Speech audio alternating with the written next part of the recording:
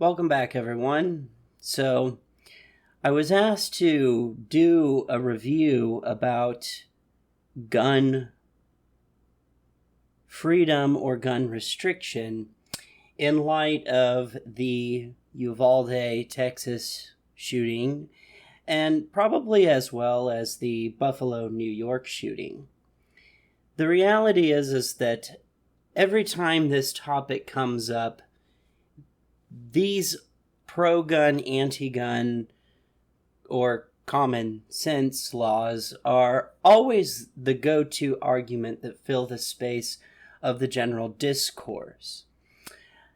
And I'm not so sure that I'm entirely against guns. As I did a video series sort of back and forth with C.R. Williams several years ago, one of the issues that I sort of run into is an issue on the philosophical principles of liberalism.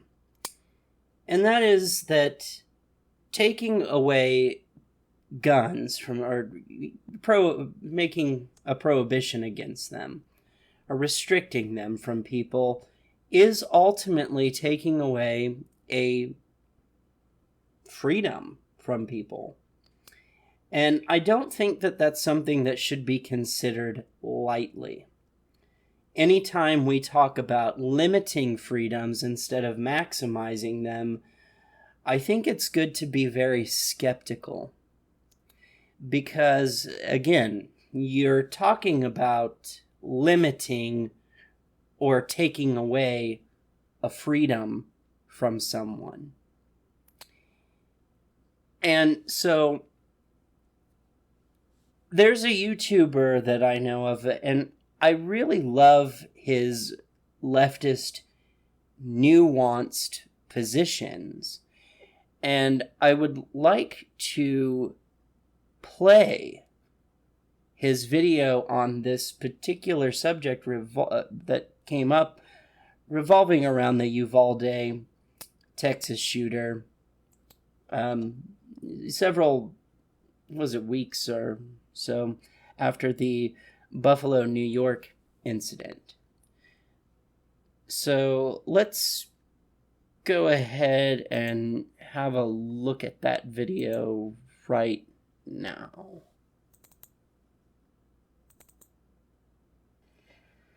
Well, howdy there, Internet people. It's Beau again. So today we are going to talk about some very important information when it comes to the current debate in this country. If you are one of those people who is looking around saying, how are we ever going to stop this? Watch this video. Especially watch past the beginning, because you're not going to like the stuff at the beginning. But it's where everybody turns. Every time something like this happens, the debate goes to one place in particular, and everybody starts talking about magazines or some vague description or specific model or something like that. None of that matters. None of it matters. Forget all about it. In fact, that's one of the reasons there's no forward movement. Because if you're focusing on stuff like that, you're missing the big picture. If you're focusing on trying to limit magazine size or the type of operation or the length of it or the cosmetic features of it, stuff like that, you've missed the point. It's not going to change a thing. I know somebody's going to say, well, it's always this particular rifle. That's the most popular rifle in the United States. That's why it's always that one. Okay. So because I said this and said, well, focusing on types isn't going to do any good, I'm sure there's somebody out there saying, well, let's just take them all. Okay, let's just do this from a logistic standpoint. This 1 a minute is the most important. You are getting aspect, one gun off the street every minute of every day. How long do you think it'll take? 5 years? 10? 20? Since this conversation is prompted by these incidents, let's do it a different way. If a child was born today, how old would their headstone be if they lived to be 100? And the answer to that is more than 500 years old. if you were taking one gun off the street every minute of every day, it would take more than 600 years to get rid of them. And I wonder about the validity of that. That's how many guns are in the U.S. I When really you start do. talking about the confiscation, validity of you are not talking would about take things that are 600 logistically years. practical. It's not impossible, but that's not going to happen. Not in a time frame that will matter. By the time that occurs, we'll still be sitting here arguing what types of backpacks are best to stop the lasers. That's not a solution. In the United States, Pandora's box is opened. They're everywhere. Going that route it will take hundreds of years. Even if you were to just focus on certain types or those that are, just adamant and violent in their response, you're still talking about 100 years or more. I think we can do better than that. Rather than looking at the firearms, look at the person behind them. 60% of the people responsible for the large incidents have a domestic violence history, or the act itself was DV. And this is a confirmed I really agree with. Connection. This is something that is really underreported. The real numbers are going to be much higher. That's your key. That's your thread. You add being mean to animals in with this, and you are knocking out the overwhelming majority of these incidents. And it's something that can be done now, right now, this minute. It can happen. It's not something that's going to take centuries to enact. Now, I know somebody on the pro-gun side right now saying, well, there's already a law. No, there's not. There's a law that says that it impacts this, but it doesn't, as evidenced by the fact that 60% have a connection. That shows you that it doesn't work, because it has tons of loopholes. The way it's written, it doesn't do any good. The loopholes are there, some people would say, because of the prevalence of domestic violence in law enforcement, and maybe that has something to do with it.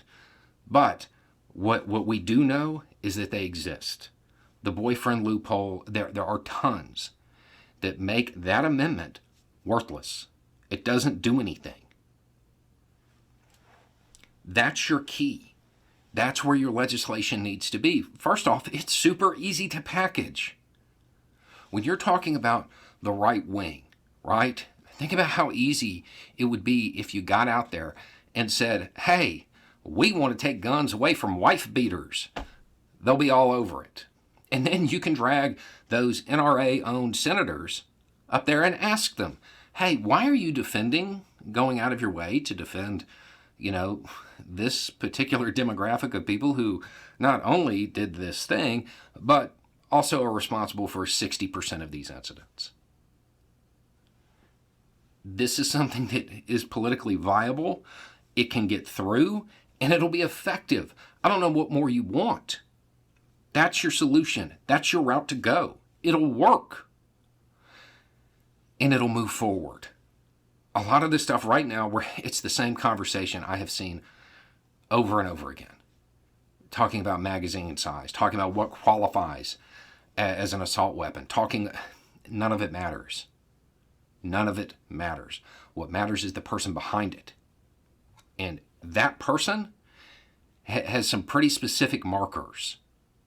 And it's relatively easy to close the loopholes. I don't know if it's relatively easy to close the loopholes, but it's just a thought. One of the things that I want to do is I don't want to just examine the pro-gun and gun control or anti-gun approach. I want to look at the claims, the positions, the arguments. And one of the things that I think is really interesting about this, particularly pertaining to the Uvalde shooter, is that it does fall in line with criminology, criminal psychology, the study of it. And I also want to pay close attention to this message on his shirt. Guns don't kill people. systemic inequality does. And that's actually a position that Vaush has argued before. I think that there is legitimacy to that claim. And I'm not saying that just because it's leftist. Okay? No, this is really part of the big problem is you can take away guns, and then there's the argument of black market firearms. But one thing that very few people seem to want to explore is why this happens. Like what inspires people to commit these crimes? They like to use the utility, the instrument of choice to carry out this crime. But very seldomly do we look at the psychological aspect of this. And I think that's really where the answer is. As I'm about to go through, I want to go through some charts and information outlining the gun ownership in the United States and other countries, as well as the rate of mass shootings, which are labeled differently from country to country.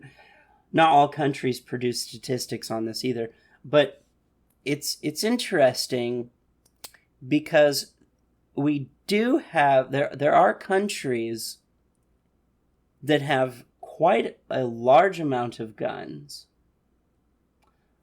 but they do not see the level or regular mass shooting that we see in the US. And I think the important question to ask there is, why is that? Why is it that you can look at, as I've heard it said before, America, you're not the only one with guns. This is a you problem. And it is. There are other countries with guns. There are other countries with relaxed gun laws. Provided most of these countries are about the size of one of our states here in the United States. But it's still an important question to ask, okay, these people have access to guns. You have countries like Nordic countries that have civilian armies that are issued a gun at age, 16 or 18, military grade weaponry. So the whole population is pretty much armed. And then you have the United States, where I think it's roughly around 40 or 30 to 50% of the population owns guns. Yet these other countries that have guns have like a civilian army or something like that, don't have mass shootings like we do. Why? Why on earth is that? What is going on in American society that leads a person down the hole of mass shooting and committing acts of violence, as opposed to these other countries that don't experience that? And I think if you look hard into it, it really does boil down to what his shirt says. A lot of the countries that don't have these mass shootings, that still have access to plenty of guns, they don't have as much systemic inequality as we do. They don't have things like tent cities.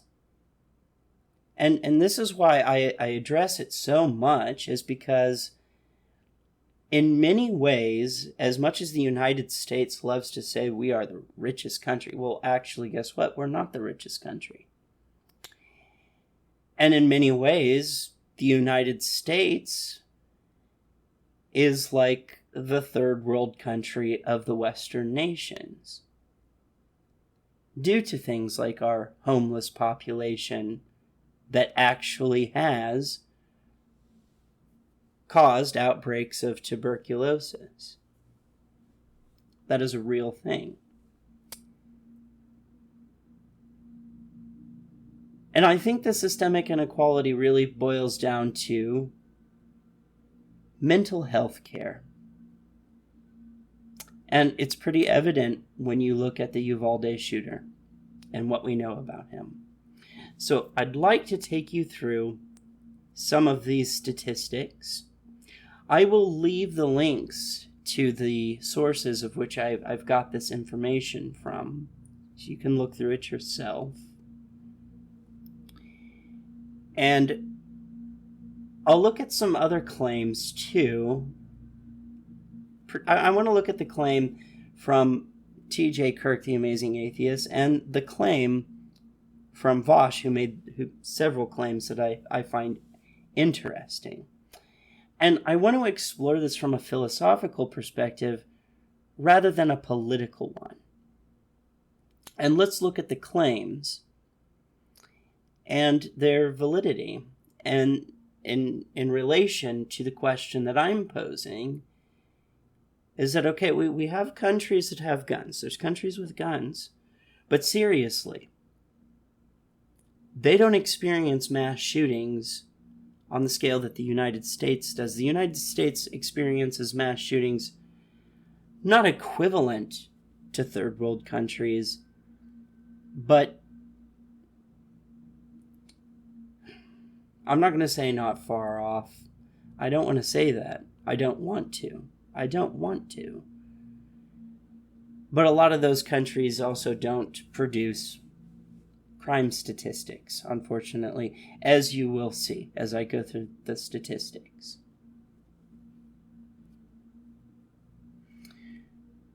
So, first, I think maybe we should look at the claim of Vaush and T.J. Kirk. So here's the claim of T.J. Kirk. Is his claim is, we have traded our children for guns. The implication here is saying that society cares more about its guns than it does about children's safety. And I think that's an interesting perspective, because it does seem that way from an outside view. Even if we're looking through the lens of liberal philosophy and wanting to maximize freedoms rather than restrict and dictate, at what point do you cross the line when you say our freedom to bear arms is more important than the safety of the civilians? Which a lot of counter-argument is that people will say, well, the more that people are armed, the less likely a violent act will proceed. Because everyone is armed, therefore someone will be able to stop it. I haven't seen much of that. There are examples of that, but that's one claim. Then we have the claims of Vaush, which are, we need guns to defend ourselves against the push of far-right populism. Well, if we advocate for making firearms harder to become accessible, if we regulate them or ban them altogether,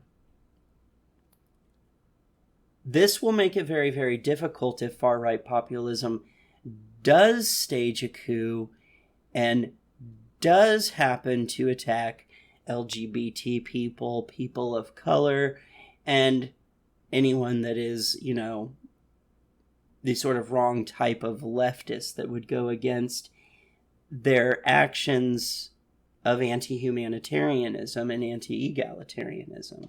And ultimately regress rights, liberties, and freedoms even further than that of banning guns itself. The next claim that he has is the police were negligent in their duty to defend the innocent and protect civilians. And that is specifically referring to the many, many, many mass school shootings that have occurred over the year, dating all the way back to Columbine, which he does a really good job at defending that position, as he shows time and time and time again, the police are alerted to an issue, but never react on it. There's some grisly stories, like a guy bleeding to death in a closet, and no one even gets to him until he's dead. And it took place long after the shooters shot themselves and committed suicide. And there's really, like, what's the excuse for that? Like, why didn't we get a medical team in there? Why didn't we know that they've already killed themselves? Why are we letting somebody who's shot and bleeding to death drop out of a window onto the ground while two policemen sit in their car just staring at this person trying to escape the school? This happens time and time and time again. So that's an interesting position. And then the other position that he has is we have more guns than people in this country. Getting rid of them is unrealistic, which is sort of the claim that Beau, the fifth columnist, had, is that we have so many guns in this country, as he proclaims, that if we were to take a gun off the street every minute, it would take 600 years. And that's probably not calculating how many unregistered, unlicensed guns exist, 3D printing of guns, and guns bought and traded, sold on black market. If you include those unaccounted variables, the X variables, then predicting how long it would take to get all the guns off the streets of the United States is impossible to actually figure. So I just want those specific positions, I just want you to think about them, because they are interesting. But I'm going to stick to my initial position, which is a question. And it's a question that I think needs answered. And the only way we're going to get that answer is by doing psychological studies. We need to open up that book. We have gotten to the point on psychological studies in criminology, criminal psychology, to the point where we can almost predict a person's behavior based on key characteristics. And if we go the psychiatry route and actually looking at the physiology of the brain, it's almost to a point where we can predict this based on certain parts of the brain that are damaged. But let me go through these statistical things in these articles and show you that absolutely in most of these cases there's almost always a warning sign. Another thing that I find interesting, and I'm not holding it as a finite argument, but more like a theory. when serial killers came to rise, the population was distressed about this. They said, it's never been seen before. This is a new thing. Well, it probably wasn't new. Actually, no, it wasn't new. The thing is that serial killers have been around for a long time, but our ability to catch them has increasingly gotten better over time. With criminal profiling, criminal psychology, DNA testing, fingerprinting, using analysis of deductive reasoning, it's more or less that in the past, we would catch somebody, they'd kill someone, we would only probably be aware of the one murder. And not realize that there's a whole slew of unsolved murders behind them, to which they'd never confessed to. Nowadays, as we've gotten better, I think it came down to a point of we would catch them with one murder, and turns out they've actually killed 30 other people. And so people at the time that serial killers were being caught more and more, and understanding these people were responsible for many, many atrocities, many, many murders.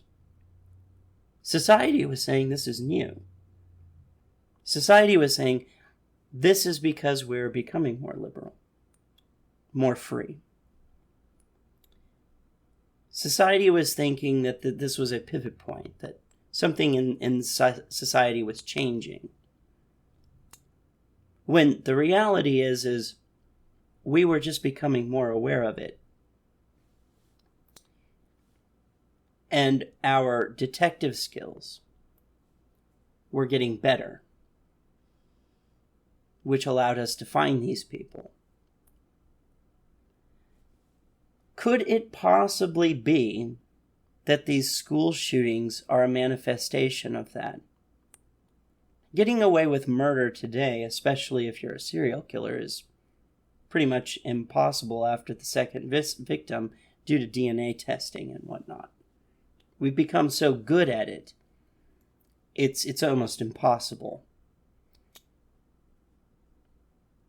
So what if this is a reactionary to that, with the advent of being able to catch people, but also with the advent of social media? Then maybe this is what happens to serial killers now, is instead of becoming serial killers, they commit their serial killing in one foul swoop, instead of over a duration of time. Is this a product of our society becoming better at finding these people? Also with the advent of technological advancements such as social media. That's an overwhelming question that I have. As I wonder that in the future, are we going to look back on this and say, well, we thought it was a new thing, but really it was just serial killers manifesting themselves in a different way than they had before. And before that, they were there. We just did not possess the technological skills that we have today in criminal cases to find out that, well, they're not just responsible for one murder. They're responsible for, 33. So now I'd like to take you through this, these sites. Okay, so I start with the Pew Research Center on the demographics of gun ownership. It says that 69% do not currently own a gun, and currently own a gun 30%. So I guess 30% of the population. And for those with a single gun, handguns are by far the most common type. Handguns, 70. This is percent saying they own each type of gun. Well, I'm interested in what's more down here. All adults, 30%, Net gun, this is don't own gun but have one in the household. Net gun in household, 42% of the population. And it would seem that people 65 and older have the predominant amount of gun, 45%. Whites, 49%. They make up the largest percentage of gun ownership. It would seem that people who have had some college but not obtained a degree or anything like that make up 47%. People who live in the South make up the dominant amount of gun ownership with 45%. And people who live in rural areas make up the dominant percentage, 58%. Republican, 57%.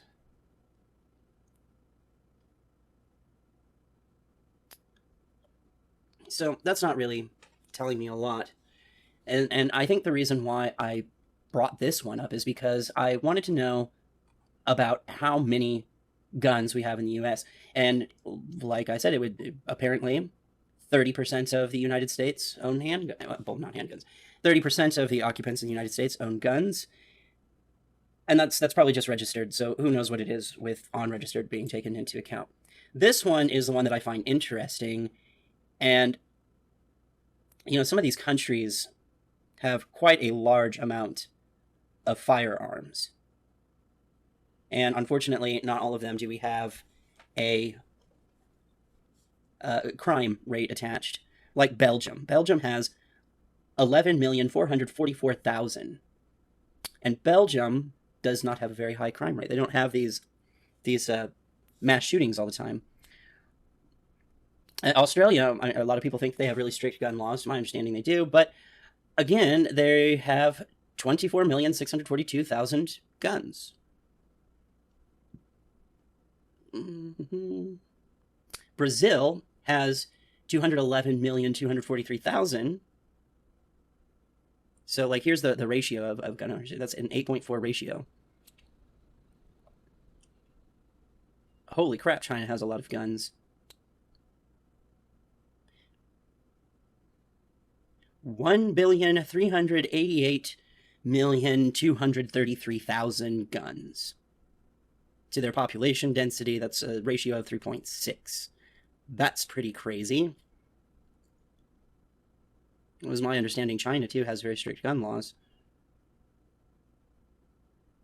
And believe it or not, China, that's a larger amount of guns than the United States. And that's ultimately what I want to get. I'd love to go through a lot of the countries that we perceive as having, you know, strict gun laws or less firearms and less mass shootings, and show you that, no, actually, they have quite a bit of firearms, and they still have less mass shootings than we do. That's ultimately why I'm looking at this. So I will leave a link to this. I encourage you to go through this and recognize, like, wow. See, like, even New Zealand has 4,605,000. Northern Ireland, Norway has quite a bit. Norway, I think we got the crime statistics on too. Their ratio. Now, if you're a gamer, you're very familiar with ratios, like your KD, kill death ratio. A 28.8 ratio is insane. That's pretty high. And so Norway, 5,331,000, that's less than the United States, but their ratio of gun ownership is higher than the United States. Let's go ahead and take a look at let's go down to the United States. So, wait, am I looking at the wrong numbers? I think I'm looking at the wrong damn numbers. All right. Yeah, I was looking at population. My bad. Okay, yeah, they only have... Wait, where did Belgium go? Yeah, Belgium still has a very large amount of fight. 1,451,000. China's still very large. 49,735,000.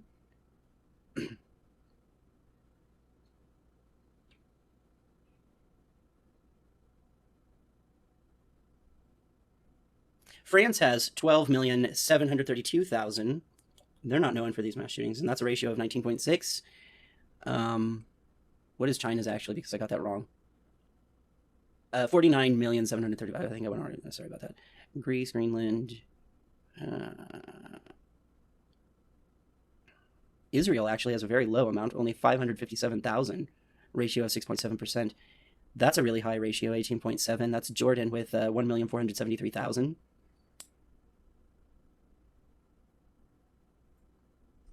Kosovo has a high ratio but low gun count.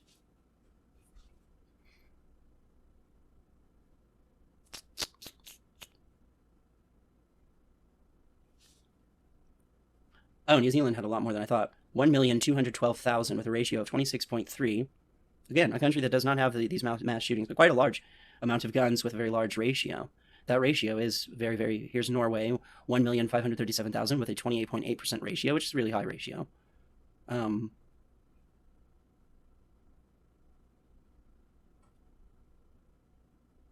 don't want to take up too much time. I'm trying to get my video shorter. It seems seemingly very, very difficult. So now we get to the United States, which this kind of lays claim to what both fifth columnist was saying. So we have 393,347,000 with a ratio of 120.5, which is, I think, the highest ratio and pretty crazy. So to get rid of all the guns, 1 gun per minute, that's 393,347,000 minutes. Like how many years is that? I don't know. I'm not going to calculate that, but that's where you would get your answer on how long it would take. Is right here is how many years is 393,347,000. So if you want to go ahead and do that math, that will give you your answer on how long it would take. So here's that was gun laws by country, and that goes into this. I really wanted to use this. So no permit required. You have this, I forget what this country is right here. They don't have a permit requirement. The United States doesn't. Partially licensed. Well, you have Greenland. That's Greenland up there, right? Yeah, Greenland. Allowed with a permit. That's a large portion. Allowed with permit, good reason required, like sport shooting license and probably hunting and whatnot. That makes up a good portion right there. Prohibited with exceptions. That's actually, here we go. Have the Asia, somewhere in the Middle East, some African countries. Prohibited, civilians are prohibited. So right there, and some countries in Africa. Different rules regarding shotguns and rifles, which I don't see any of. And then you got this one. That was handguns. It's long guns.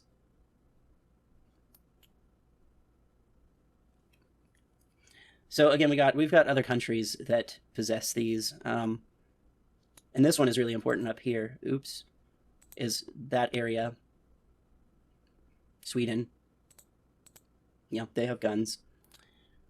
And again, I would encourage you to look through all of this because it's got a lot of important information. And then we have this one. I really liked this chart, this sort of simplified things. Firearms per 100. Purple is 0. And a lot of that is developing nations. And, of course, the United States takes the cake on firearm ownership. But then, you also have, again, Finland up here. And global mass shootings. So this was interesting because this is the Netherlands. And they have guns. They have gun ownership. They have a pretty decent ratio. And yet their mass shootings are deaths per 1 million. Total deaths 6. The ratio on that is 0.86, which is if your KD is 0.886, you're not doing very good. And then you have the United States. Total deaths 199. Median deaths 18. And then the ratio 28.43. And that's what I mean. Why on earth does Norway have a 9.86 and then we have a 28.43? Extremely disproportionate ratio. And apparently Canada, we don't have the data for. Russia's data is probably questionable, but we're talking about a kill-death ratio of 1.71. Again, extremely low for a country that has guns. Australia, for some reason, we don't have their data. All of these countries here, no data. All these gray ones, there's no data on this. They don't release it. Maddeningly unhelpful. Very, very unhelpful.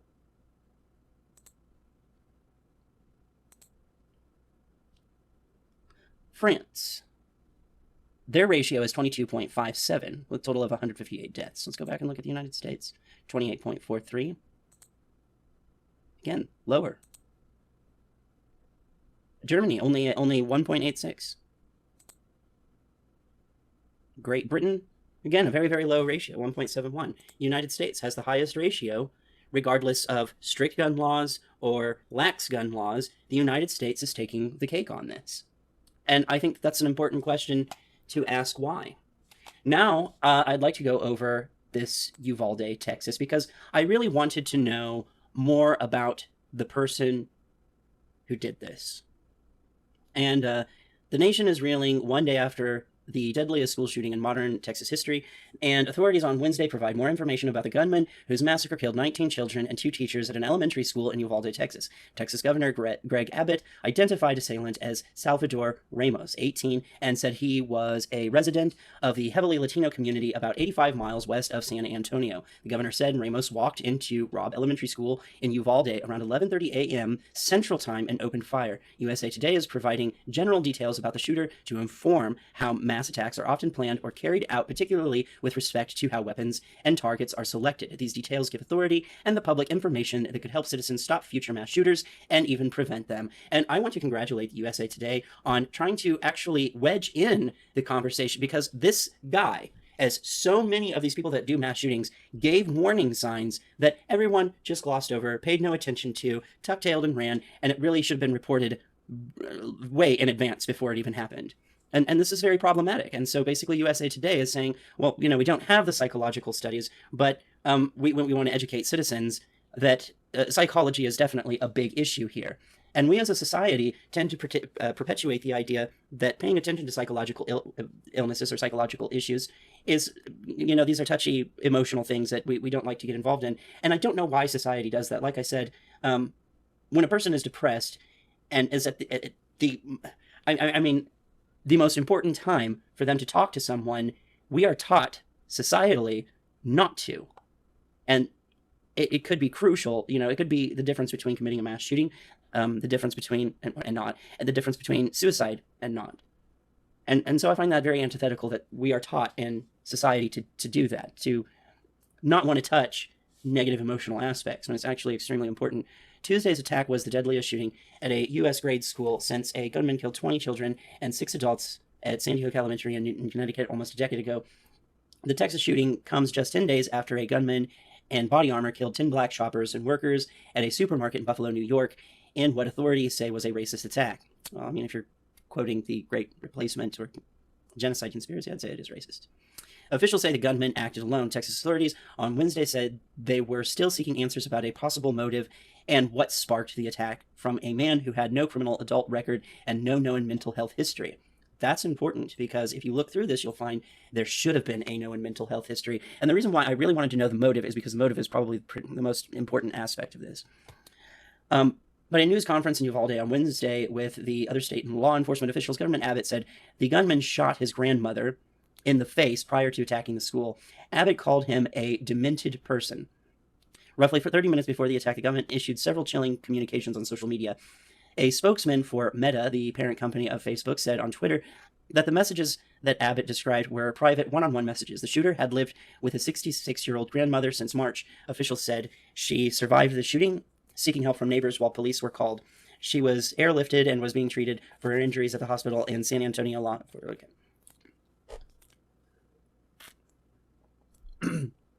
The gunman took his grandmother's truck and crashed it in outside of Robb Elementary. Around 11:30, he took AR-15 style rifle and a backpack with him. Went to enter the school. Another rifle was later discovered in his truck. According to a briefing, the shooter was wearing a plate carrier but not ballistic armor. According to a briefing, the state senator John Whitmer said he received police were not pursuing the gunman before he crashed. Walked down the hallways. I believe dropped out. So this is interesting. The attacker was reported to have been a student of Uvalde High School before dropping out. This is a warning sign, high school dropout. The high school, part of the same school district as Robb Elementary, where the shooting took place, enrolls about 1,100 students. According to the school district, 91% of the students in the district are Hispanic and almost 80% are economically disadvantaged, the district said. So you're seeing the profile build up here. So economically disadvantaged, high school dropout, shooting his grandmother in the face. I don't know if they talk about it in here. This was not a racially... The population in this area is predominantly Hispanic. U.S. citizens, I know that will come up. Are they illegal? No, they're not illegal. They're U.S. citizens. Their ethnicity is that of Hispanic. More specifically, probably South American descent. I find that irrelevant. Hispanic, white, black. I mean, honestly, it's this, like, oh, I have mental health issues, but unfortunately we live in a really economically disadvantaged area and we don't have access to mental health care, and nobody's taking any... Okay.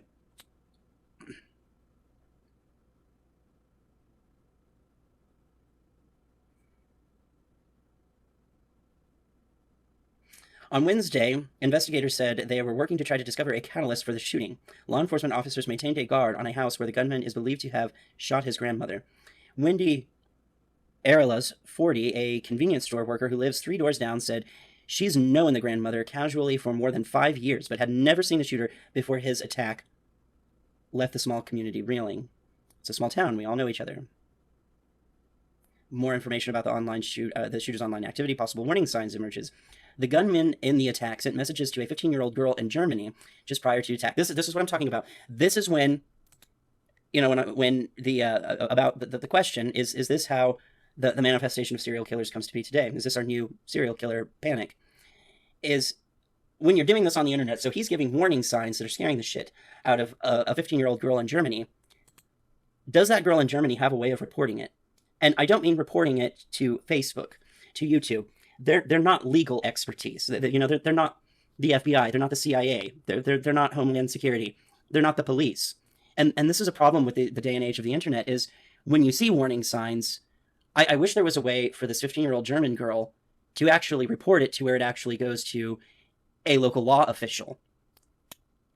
Because what he was doing with this 15-year-old girl was definitely something that needed to be reported. The outlet said it reviewed screenshots of messages and spoke with the girl, who said she met the assailant online. On Monday, the gunman told her he received a package of ammunition. Asked what he was going to do with it, he replied, "Just wait for it." With childhood friends of the attacker who described him becoming increasingly isolated and erratic in his behavior. Again, more warning signs. If somebody's becoming increasingly isolated and erratic, they probably need access to mental health. Investigators have also been scrutinizing the Instagram account that apparently belonged to Ramos. In the days before the shooting, posts featured a photo of a hand holding an ammunition magazine and another photo of 2 AR-15 style rifles. The account asked another Instagram user to share the latter photo with her 10,000 followers. She declined, saying it was scary and she barely knew him. Again, there's on the internet, there's no way of talking to local law officials saying, somebody came up to me wanting me to put, platform to my 10,000 followers this guy's AR-15 style rifle and his ammunition magazines, talking about being ambiguous about what he's going to do with it and ominous. That's something that law officials need to pay attention to, and that's really hard to do over the internet. And look, Instagram declined to answer questions about the posting.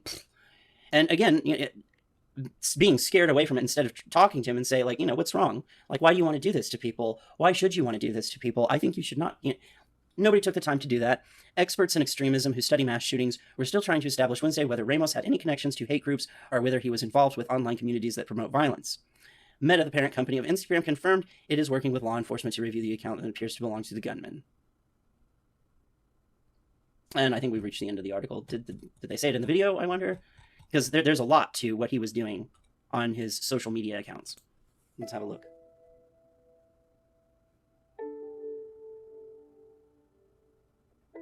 No. This is just, we're sad.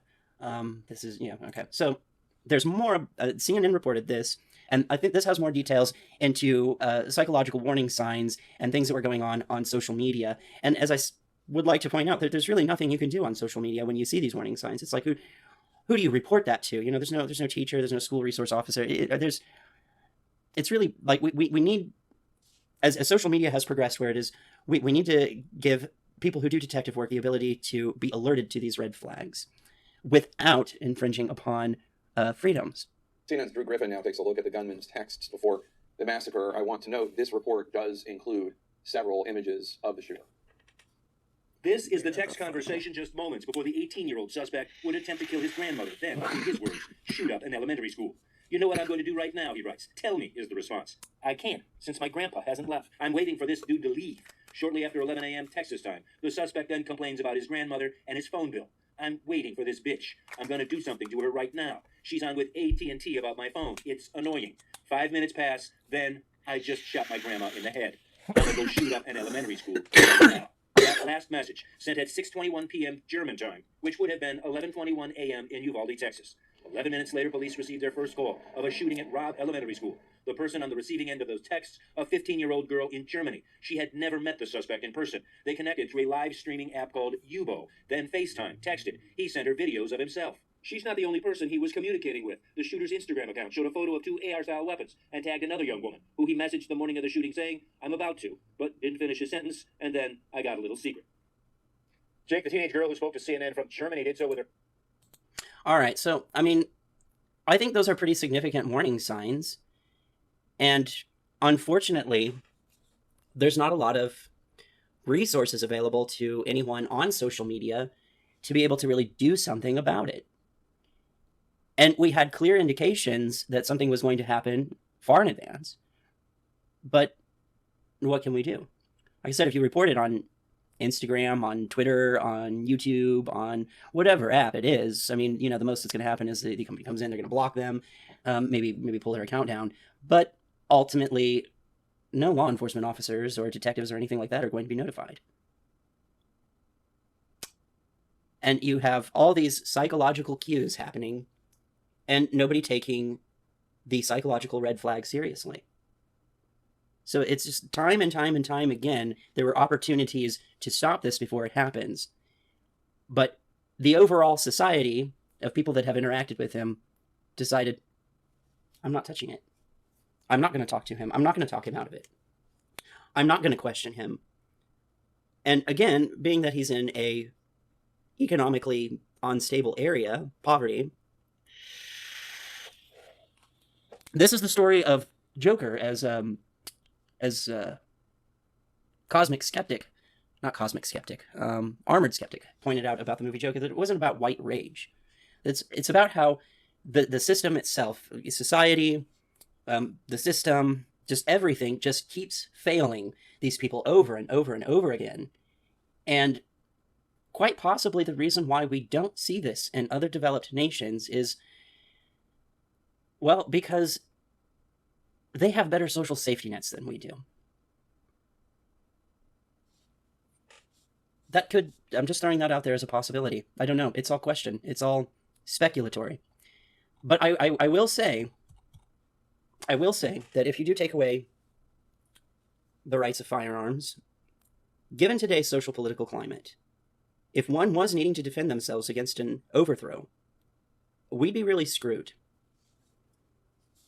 So I don't know that is a good idea. I think it's a good idea to keep them, and I think it's a good idea for society to watch out for each other. And that's something that we're really not good at doing anymore. It's like we've all developed social anxiety, and we're all afraid to talk to people and be there for them and offer them the opportunity of self-actualization. So if you follow my logic here, I think you'll come to a very reasonable conclusion of where I stand. But I really don't think taking away guns is the answer. I really think the answer is United States, and this doesn't have to necessarily be done through legal measures or law, federal or state level. But we really need to get better at being human and showing compassion and concern for others. And on a sort of systemic level, we need to stop trying to get away from social safety nets because they do offer an overall good. If this person had access to mental health care, maybe this whole thing would have been avoided. Who knows? But at this, I've already made the video like super duper long, so I'm gonna cut it off here. Again, the links to all this will be in the description. I'll try to leave some gothic rock songs as well in the description, some links to that. And yeah, I've argued this before.